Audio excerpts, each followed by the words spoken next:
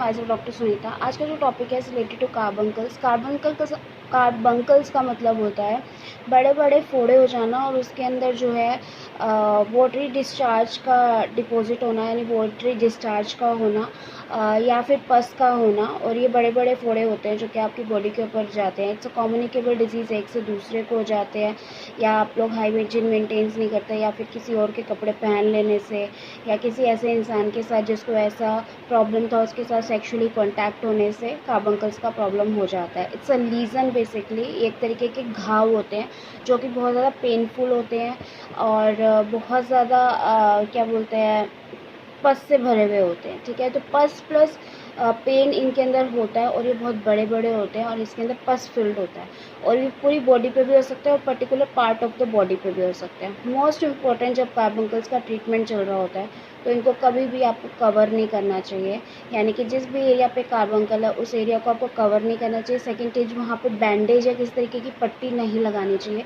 Otherwise जो problem है वो ठीक नहीं होती है, वो घाव भरता नहीं है कभी भी। क्योंकि घाव को भरने के लिए जो कार्बंकल प्रॉब्लम, बेसिकली वहाँ से पस निकलना बहुत इंपॉर्टेंट है, तो उसके लिए आपको नेचुरल एनवायरनमेंट की ज़रूरत होती है और मेडिसिन की रिक्वायरमेंट होती है और उसको आपको बांधना नहीं होता। अगर आप उसको बैंडेज कर देते हैं या पट्टी लगा देते हैं तो वो जो जगह है वो डैमेज होनी शुरू हो जाती है और वो बहुत ज़्यादा डिस्ट्रक्टिव हो जाती है। अगर हम देखें, अगर उसके ऊपर बैंडेज लगा दिया जाता है तो ठीक है, तो वहाँ पे कभी भी उसको कवर नहीं करना होता।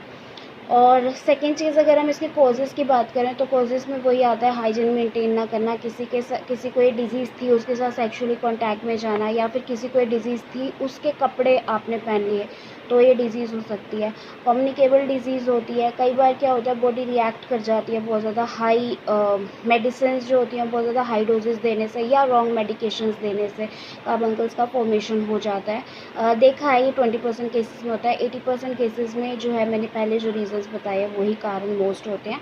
सम of time it's a idiopathic problem के कोज पता नहीं चलता है बट प्रॉब्लम हो जाती है, तो 30% केसेस में ऐसा भी होता है। ठीक है, अगर हम बात करें ट्रीटमेंट के बारे में तो होम्योपैथी में डेफिनेटली कार्बंकल्स का अच्छा ट्रीटमेंट होता है। सक्सेस रेट पूछे तो 100% होता है, कार्बंकल्स 100% क्योर हो जाते हैं with the help of homeopathic medicine. And external applications भी दी जाती है, जिससे कि बाहरी तौर पे लगाने से क्रीम्स वगैरह जो दी जाती है होम्योपैथी में, plus internal medicine according to your symptom के जो भी घाव है, बेसिकली जो लीजन है, या वो उसमें क्या पस भरा हुआ है या वो वाटरी डिस्चार्ज भरा हुआ है उसके अंदर, या फिर वहाँ पर पेन है तो किस तरीके का है, किस तरीके का सेंसेशन है, ये भी देखना ज़रूरी होता है। एक कार्बंकल है, बहुत सारे कार्बंकल है, related to your how you spread to you, मतलब कैसे वो आपके अंदर आया है वो भी जानना बहुत ज़रूरी होता है। तो ट्रीटमेंट के ये सब चीज़ें स्पेसिफाई करनी बहुत ज़रूरी होती है ट्रीटमेंट के टाइम पे।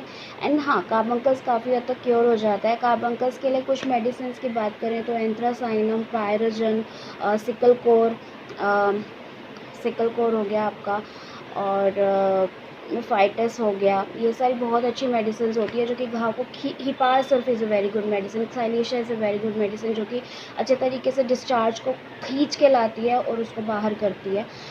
ठीक है, तो होम्योपैथी में अगर हम बोले कार्बंकल्स तो बहुत अच्छे से क्योर हो जाता है, बिकॉज कार्बंकल्स के बहुत ज़्यादा केसेस आते हैं और कार्बंकल और नॉर्मल बॉयल के अंदर डिफ्रेंशिएशन नहीं कर पाते हैं जो पेशेंट होता है, बेसिकली उसको लगता है नॉर्मल फोड़ा है, बट वो नॉर्मल फोड़ा नहीं होता, वो नॉर्मल बॉयल नहीं होता, बेसिकली वो कार्बंकल होता है जो कि एक बोल सकते हैं हम कि जो छोटे पिंपल्स या बॉयल्स होते हैं उनका एक वाइड क्या बोलते हैं,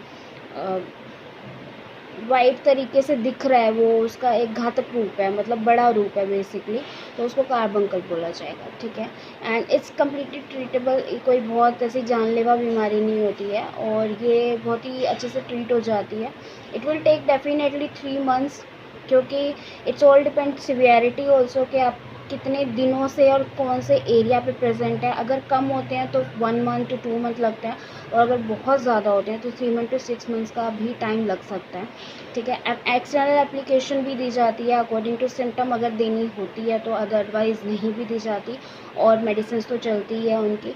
और that's all about carbuncles. Carbuncles में इतना ज़्यादा कुछ बताने का नहीं है, इट्स अ नॉर्मल पस और डिस्चार्ज फील्ड बॉयल्स जो कि स्प्रेड हो जाते हैं एक से दूसरे को, या sometimes it's a idiopathic cause जिसका पोजीशन पता नहीं चलता, and it's very painful condition, patient is suffering a lot.